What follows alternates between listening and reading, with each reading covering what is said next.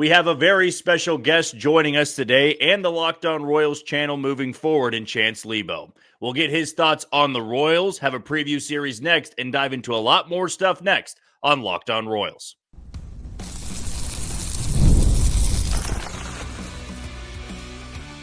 You are Locked On Royals, your daily Kansas City Royals podcast. Part of the Locked On Podcast Network, your team every day. You are tuned into another edition of Locked On Royals and the Locked On Podcast Network. I am your host, Jack Johnson. Chance Liebau, who will be doing the Royals postcast moving forward, will probably be beginning in the next few weeks or so. He will be joining us today. And if you are wondering where you can listen to us, how you can follow along, you can always check out my Twitter handle at JohnnyJ_15. You can check out Chance Liebau at Chance Liebau there at ChanceLiebau for all of his Twitter content involving the Royals. And you can check us out on wherever you listen to podcasts, Spotify, Apple Podcast, Amazon Music, Google Podcast, Odyssey, and YouTube. Just be sure to hit the follow button and subscribe. Now, today's show is brought to you by Wonderful Pistachios. Get snackin' and get crackin' with the snack that packs a protein punch. Visit wonderfulpistachios.com to learn more today. Now, this should be a lot of fun because we do have some new and exciting stuff coming to our channel for more Royals content. Now, I should clarify that what we do on our show, it is completely different than what Chance will be doing on his post-game recap. So nothing's going to change on our end. We just get better, post-game coverage as well. We get more Royals content with Chance. So in this first segment, we'll kind of be a breakdown on how that's going to work, what you can expect moving forward, a little bit more on Chance, his background, what he's doing now. And you can be looking forward to that coming up in about 2 weeks or so.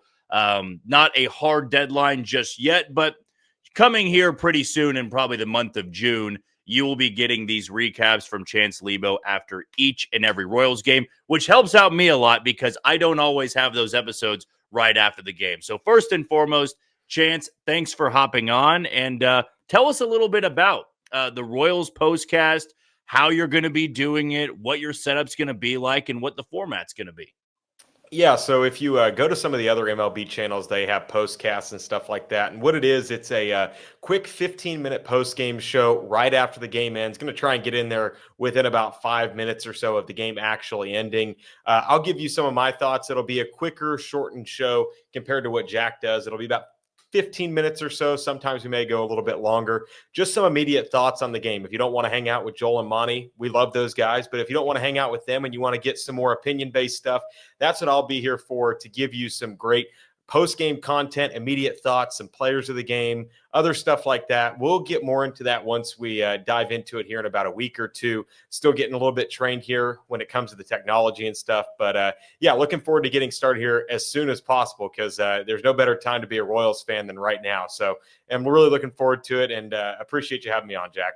Oh, of course. And I've gotten to know you now over the last few years. Incredibly knowledgeable when it comes to the Royals. Very passionate when it comes to the Royals. So if you are fans listening to this episode, which I'm sure many of you are, and wanting to know more about Chance, you can absolutely count on that. And he's based around the area. It's not like Chance is coming from the East Coast to the West Coast, doesn't know much about Royals baseball. He is a Royals fan. He's a diehard Royals fan. So maybe let's start there. Where can you take your fandom back to? Any early memories? I know you're a little bit more on the younger side, even compared to me, because I get teased about that from some of our listeners. So you're even younger than I am. So for those out there that will be commenting, don't haze him too much. He's just a younger guy than me. So some of my memories are going to seem old now when Chance is going to bring up some of his memories. So maybe dive into that of your fandom, when it started, some great memories you have of Royals baseball. Yeah, so I'm trying to think back. I think the first Royals game I went to was in 2010. And then the more I remember going to games. I think it was 2011. I remember this one vividly. It was the Mariners game where Billy Butler hit the walk-off home run. I remember being there. I was a couple rows over to the right of where he was in left field. So I remember that one being one of the first, core memories of me being a Royals fan. And then just going to games here and there throughout my childhood and growing up. I grew up in Chapman, Kansas, which is about 2.5 hours from Kansas City. So a little bit of a drive to get out there. But I remember we used to go to games when I was younger in high school. 2016, 2017, we would go to some games. I remember we used to go to Easter every year and we'd rent out the Pepsi party porch. I remember those games. I remember we caught an Eric Hosmer home run ball for my parents' anniversary. We went there to the party porch. So I've been watching Royals baseball for about 14, 15 years now, really diehard sicko for the past 12 or so. So just following it in depth. I've always known I wanted to work in sports. You and I worked together on the radio station with ESPN Wichita, but more so on the baseball side. I baseball savant, Fangraph sicko. I'm always diving deep in there, but diving deep into the weeds. But I've always been a big Royals fan growing up. There was about that 2 or 3 year phase where it was really black. It was blacked out because it was the early days of Bally. My parents in the middle of nowhere weren't really in great Wi-Fi situation where we could switch over to streaming. So there's about a 2 or 3 year blind spot that I have, but past 4 or 5 years been following it pretty closely ever since COVID. But that's kind of my Royals fandom. A little bit younger than you. I'm 23, graduated college a couple years ago, but very much excited to get started here in the next couple of days because we'll be providing instant reaction. We aren't going to be talking about the Royals games from 20 years ago. We'll be talking about the Royals happened 20 minutes ago. So that's kind of where my knowledge is based at. Yeah, I mean, you're not just a young guy, too, that only knows about recent Royals memory as well. You are one of those guys like myself that can pull from the past as well, kind of dive into some of that information and some of those old games. But your duty, your responsibility is going to be these quick, instant reactions for this team. And I promise that you and I are going to be breaking down some trade targets coming up in about 3 to 4 minutes or so. And then we are going to preview a big series coming to Kauffman Stadium this weekend, the first place Tigers that are in town. So as we've kind of covered it so far, a background on yourself, your Royals fandom, what we can expect from the postcast. And I guess the last one that would be coming from me, and also if you're somebody listening and want to have a question for Chance, just leave it below on this YouTube video. And I'm sure moving forward, you can always leave questions to him on the postcast videos that will be going up right after the game. So when you have these 15-minute episodes, because it'll be about half of what we do here, are you going to be breaking them down into segments like 1, 2, 3? Are you going to just have one 15-minute segment highlighting stuff that happened in the game? I'm sure people are going to want to know on that a little bit. Yeah, so we'll have 2 segments. It'll be 15-minute shows, so about maybe call it 10 minutes, 8 to 10 minutes in the first segment, and then really diving deep into maybe what's coming up next, probable starters for the next game. What does it mean for the long term in the second segment? Maybe, it'll be a YouTube live stream. So we'll have some people obviously in the chat that can come in and ask questions, maybe give their thoughts, and I can respond there. So it'll be very interactive with the fan base. I know you've got a very passionate group here that loves to dive in. I'm a big fan of the Mailbag Fridays where we get questions from the YouTube comments. So it'll be early on, it'll be more so, what were the big plays that happened in the game? What were some of the key moments, some of the decisions? I know everybody loves to, take out Matt Quatrero and talk about some of his mistakes in the bullpen. We might dive into that in the first segment, and then we'll get into the nitty gritty in the second segment, which will be about 5 minutes long, and then we'll wrap up the show at the end. Well, I'll tell you this, too, before we hit our first break. What Chance is doing is actually more difficult on the front of posting stuff. He's live, so any mistake that happens, he's just got to live with it. Whereas me, I can have hundreds of mistakes throughout an episode, and I'm just able to go back and cut it out there. So Chance will be doing those postcast shows. That should be expected sometime in the month of June. Hopefully can begin them here in the next 2 weeks. And as he said, right after the game, and this goes into the weekend as well, he's going to be giving you those post-game reactions. He said about 5 to 10 minutes after the game concludes. So if you're sitting around wondering, when am I going to get some Royals content, you'll certainly be getting some stuff from me, and Chance will have some stuff as well. So really the breakdown is you get more Royals content moving forward for this 2025 bunch. All right, now let's dive into some of the true stuff that everybody's going to be wondering about. Trade targets, series preview with the Detroit Tigers. That'll all be coming up. But first, let's take a break. And when we come back, let's talk about those trade targets and who the Royals could be taking a look at as we get closer and closer to the deadline. That's next on Locked On Royals. You are tuned into Locked On Royals and the Locked On Podcast Network. I'm your host, Jack Johnson. You can follow me at JohnnyJ_15. That's at JOHNYJ_15. And we're joined by the new Royals postcast host and Chance Liebau. We just had a breakdown of who he is and talked about his Royals fandom. You want to know more about him, I'll also be tagging him when we post this episode. But if you're listening, don't have a chance to follow immediately, you can do it at Chance Liebau, at ChanceLiebau. Before we dive into those trade targets, want to let you know about the title sponsor in Wonderful Pistachios. Looking for a snack that's both delicious and nutritious? Crack into a good source of protein with Wonderful Pistachios. Wonderful Pistachios is one of the highest protein nuts, where each 1 ounce serving has 6 grams of protein, giving you over 10% of your daily value. Plus, they're packed with fiber and better-for-you unsaturated fats to help you keep you feeling fuller longer. So get snacking and get cracking with the snack that packs a protein punch. Visit wonderfulpistachios.com to learn more today. And I know that Chance is somebody that's always on the go. I'm always on the go, and it's only about 4:30 or 4:45 when we're recording this. Not quite dinner time, and getting back from the studio, I only had time for a snack, and you guessed it, I got a bag of Wonderful Pistachios. Now I'm feeling good, and I can make it to dinner time, so I'm sure Chance has his snack packs and his snack bags when he's going to call games and going to do podcasts, so I would always encourage him, too, to get a bag of Wonderful Pistachios. But let's dive into some trade targets now. And I do apologize for getting to this a little bit later on, because our good friends over at KC Sports Authority had shot me over this segment idea at the beginning of the week, had told them it was going to be Tuesday or Wednesday, had to end up pushing it off to today. But it works out even better because we got Chance joining us to talk about some of these trade candidates. Now, we know the Royals are 30-27, Chance. They are 7 games back of the Detroit Tigers, who are coming into town. They are a game out of a playoff spot. And who knows, maybe you don't care about talking playoffs on May 29th. I wouldn't fault you.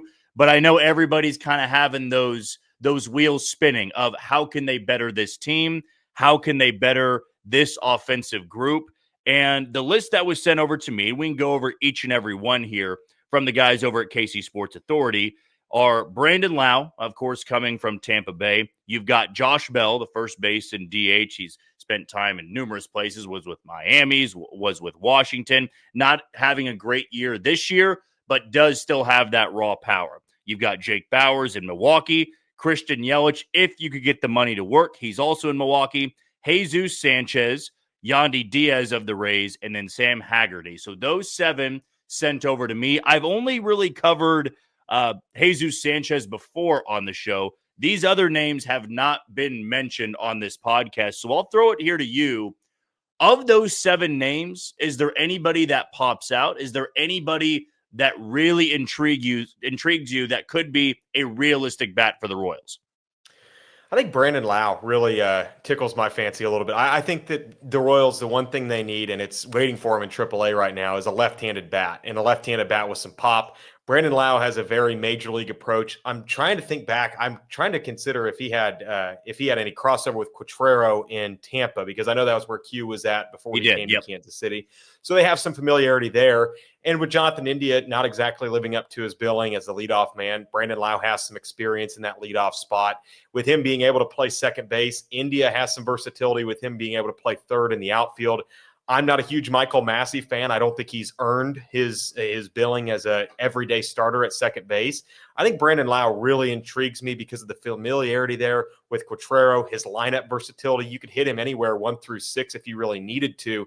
And I don't think the price tag would be that big. The Rays are not a team that really pulls a bunch of big prospects. They kind of, if you think back to the Chris Archer trade, that was kind of the one where they got 3 big names. But you think about some of the trades they've made in the past, obviously the one they made with the Twins where they trade Joe Ryan for Nelson Cruz.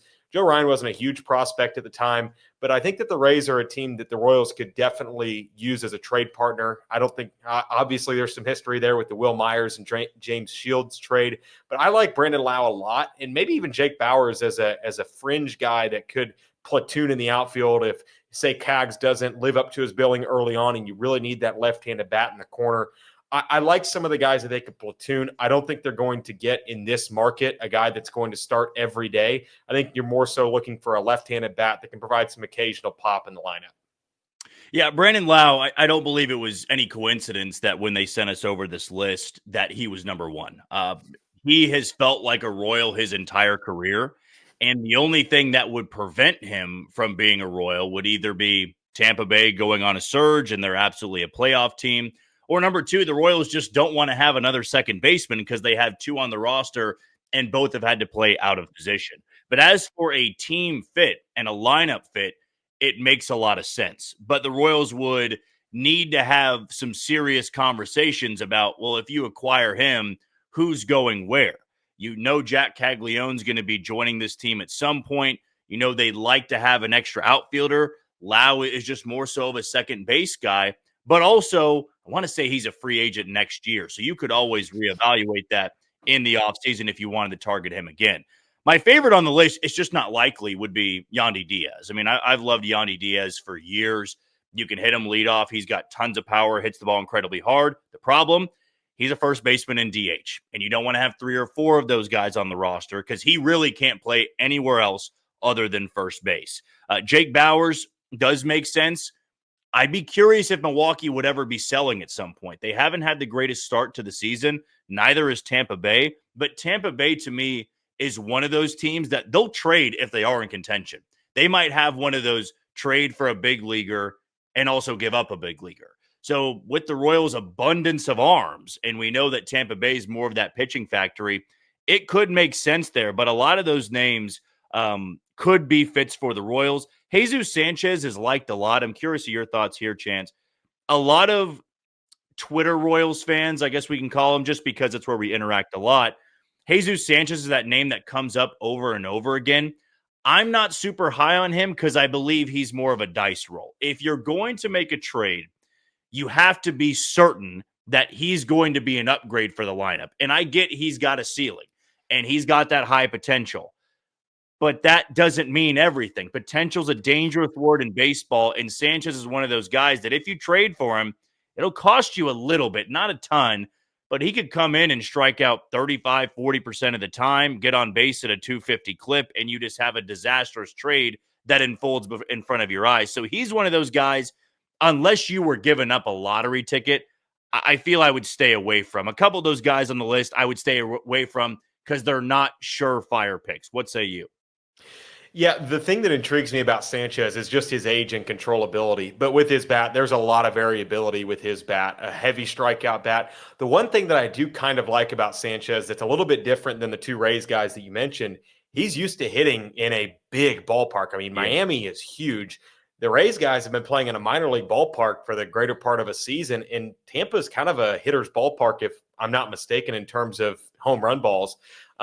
I think that Jesus Sanchez is a really intriguing guy, and the Marlins management there's so much turnover from year to year. You never know what you're going to get, what the asking price is going to be. It doesn't exactly seem to be a building block for that team, but we know that the Royals have had negotiations with Miami in the past when it comes to the Salvador Perez trade that they kind of floated out in 2023.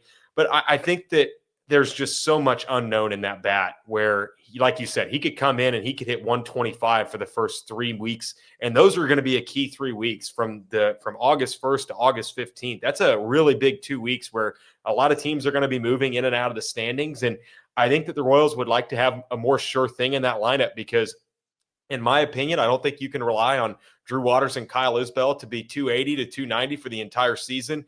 I'd like a guy that can get on base and, you know what you're going to get out of him. Although we know that Jonathan India is kind of that guy, and he hasn't been that this season. So I think in baseball, there's a lot of variability, and I don't think that a guy like Jesus Sanchez is exactly a sure thing that the Royals need in that lineup right now. Sanchez is one of those guys, too, that in the offseason, if you were to pull off a trade, I would like it a lot more because you have an entire offseason in camp to get him comfortable with the team and with the coaching staff. This feels like one of those moves. If you are 20, 25 games over 500, you roll the dice and say, yeah, he's got tremendous upside. He's not playing every single day.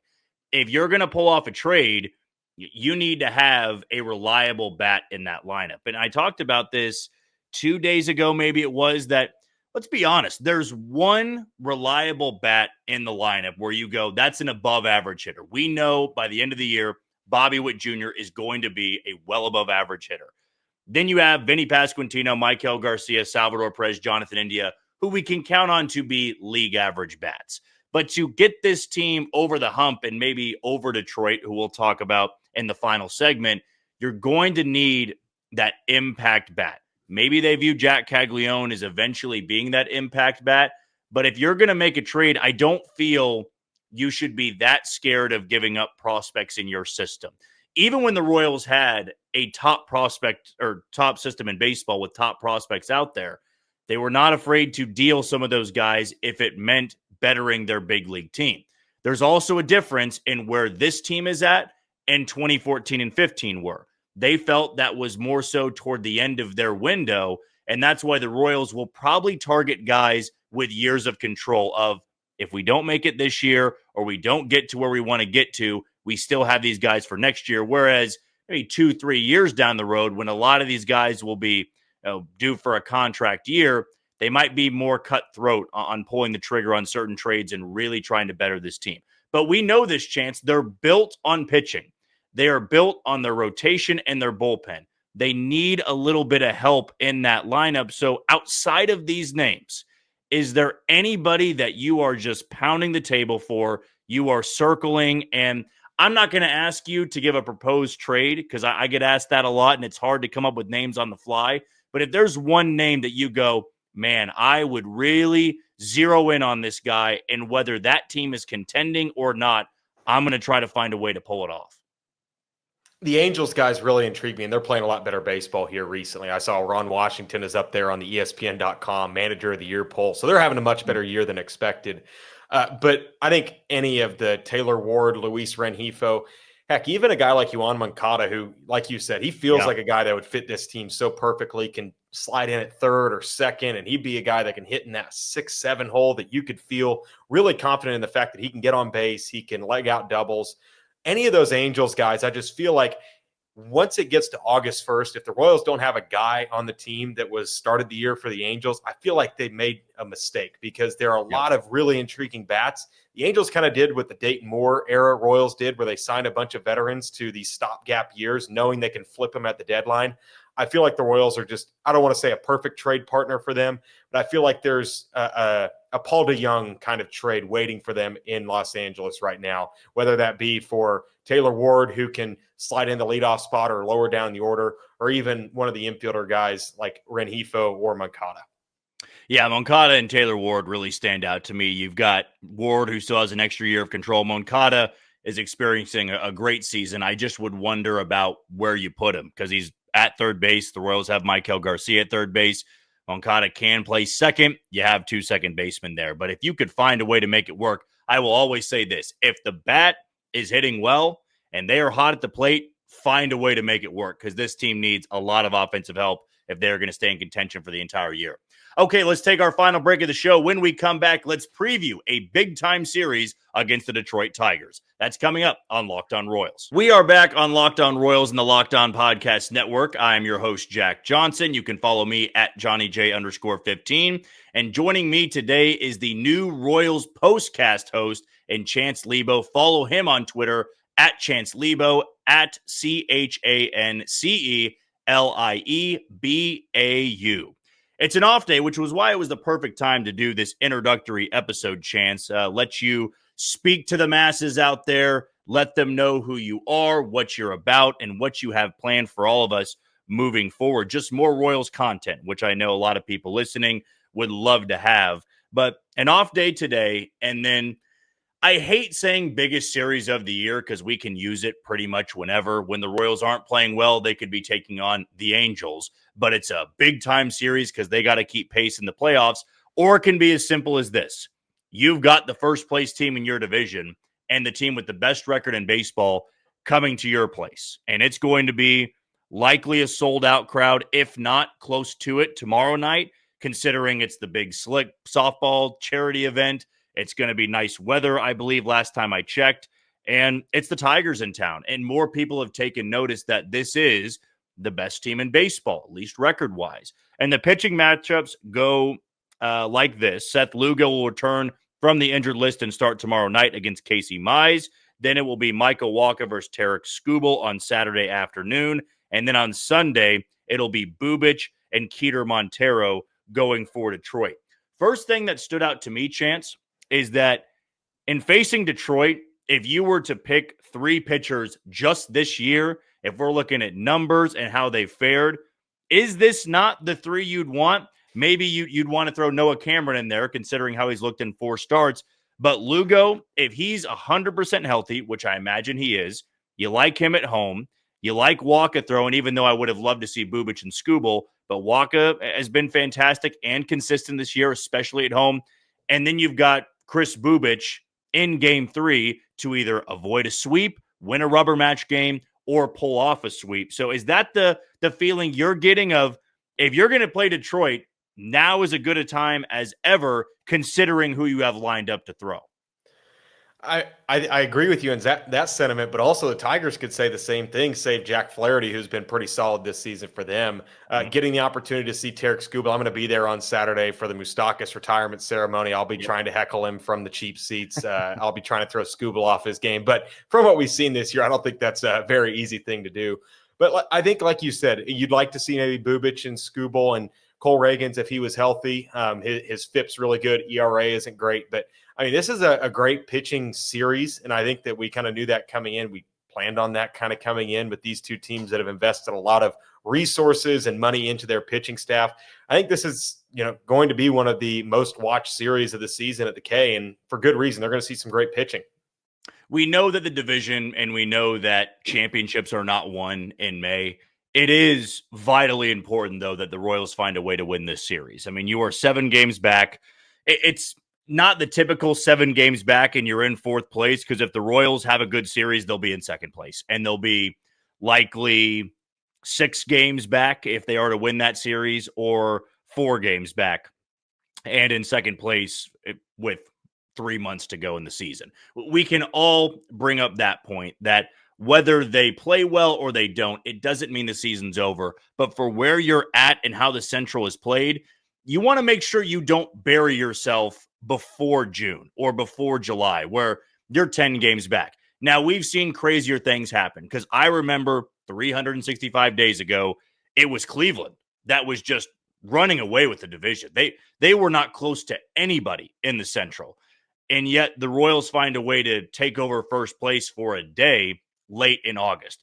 We understand regression's coming. We know this is not going to be a division that is the best in the American League in sending 4 teams. Or maybe I'm wrong, because the AL East is having a down year, and so is the AL West. But for Detroit specifically, are you buying into this? Do you believe at the end of the day, this is a team that can win anywhere from 95 to 100 and be the 1 seed in the American League?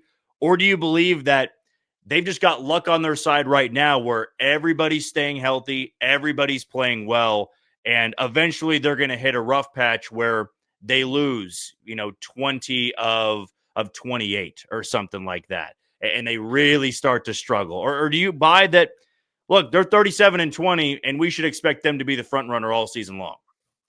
I don't know if I'd say front runner, but I think they've got the pitching. I mean, the pitching depth that they have, it's kind of similar to what the Royals have, but they also have a lineup that backs it up. Torkelson got off to a great start. Riley Green is an elite bat in the outfield. Kerry Carpenter's played really well at times this season. And Javi Baez has kind of seen a career resurrection a bit. So I kind of buy it in the fact that the bats that are playing well for them or hitting well for them are guys that have done it in the past. Last year for the Royals, some of the guys that were hitting well, like Vinny, he hadn't really seen it over a 162 game span. Maikel Garcia got off to that scorching start and really hit the brakes late in the season. So I think with the Tigers, you've seen some of the guys have 162 game sample sizes of being solid hitters and being guys that can contribute at a big league level. And that is where I think that I am buying the Tigers, because the bats that they have done it before. They have had some really good seasons, especially late last season, carrying that momentum. And then you've got a guy in Tarek Skubal who every 5th day you've got the best pitcher in baseball on the hill that competes his tail off. And that's one thing that I kind of envy about the Tigers is I would love to have that guy on the hill. He is Paul Skeen's good, and he's from the left side. I love watching him pitch against the other 28 teams in baseball other than the Royals. Yeah, I mean the 103 he threw to end the game. That's one of the best starts I've ever seen. Period. And I don't feel that's recency bias. That is a ridiculous outing he put together. The Royals, though, for whatever reason, play well against him. He's got like a 4.5 ERA in his career against the Royals. I know some of that is when he was still trying to find his footing at the big league level. I'm right there with you, though, Chance. They were my preseason pick to win the Central. I caught some heat from the Royals fans that listen here. I just buy into who they are and what they do. They are built to win a lot of games with their pitching and their bullpen, like the Royals are. The difference, as we've seen so far this year, is the Tigers 1 through 9 have developed a lot of hitters. And even guys that are off their bench, they're tough to get out. I mean, there are guys that don't have the biggest names out there. Justin Henry Malloy was somebody that had the go-ahead hit against San Francisco in Game 3. He also had the walk-off against Boston earlier in the year. He's somebody that's got a lot of power, and he's not one of the main guys. But there's no true – like Riley Green's the closest thing they have to a superstar offensively, but they got a lot of guys in that lineup that are just doing their job. And where the Royals, they don't have that offensively. Does that stay the same for Detroit all season long? I'm not sure, and this is Detroit's first trip to Kansas City this year. I'm excited, though. This is a big series for both teams. I know that Detroit looks at Kansas City in fourth place and isn't treating them like a fourth-place team in the same way they didn't when the first series happened in Motown, where the Royals won only one game, and it was against Tarek Skubal. But should be a lot of fun. Royals 7 games back. They're 30-27. Detroit leading all of baseball with a 37-20 record. They are on a 4-game winning streak. And these two teams will square off tomorrow night. Casey Mize, the former 1-1 pick, will go for Detroit. Seth Lugo will be coming off the injured list and starting tomorrow. Mize is 6-1 with a 2.45 ERA. Seth Lugo 3-4 with a 3.02 ERA. First pitch at 7:10. Chance, last thing from you. Give me a series prediction. How do you see this one going down? I think the Royals take 2 or 3. I think they take the Saturday game. I think that it's Michael Wacha. I think he throws well, and I think it comes down to the bullpen game. And the one thing that the Royals have going for them is they had a day off today. They had the ability to get their bullpen rested that was really worn. I think they're kind of getting that flu out of them. Hopefully, fingers crossed with Lucas Erceg. I think that the Royals take 2 or 3. I think they drop the Friday game and then win the final 2 and get some positive momentum heading into June. Yeah, if they can find a way to have the rubber match or to be going for a sweep on Sunday, you got Chris Bubich going up against the Tigers' number 4/number 5 starter. That lines up well, but if they can find a way to steal either game 1 or game 2, that'll be a huge showdown on Sunday. Well, that'll do it for another edition of Locked On Royals and the Locked On Podcast Network. A big thank you to Chance Liebau. Very much looking forward to his stuff for the Royals postcast coming up in a couple of weeks. Again, follow him on Twitter. I'll also be tagging him when I post this episode at Chance Liebau, at ChanceLiebau. And before we say goodbye, thank you for making Locked On Royals your first listen today. For your second, check out the all-new Locked On MLB Game Night. Every game, every night, all season long. Get local analysis on a national scale and find MLB Game Night on Locked On MLB on YouTube or wherever you listen to your podcast. Tomorrow, it'll be another Mailbag Friday, as Chance mentioned, so leave your questions below on this YouTube video, and you can also look for my tweet a little bit later on today. But until tomorrow, you take it easy, Kansas City.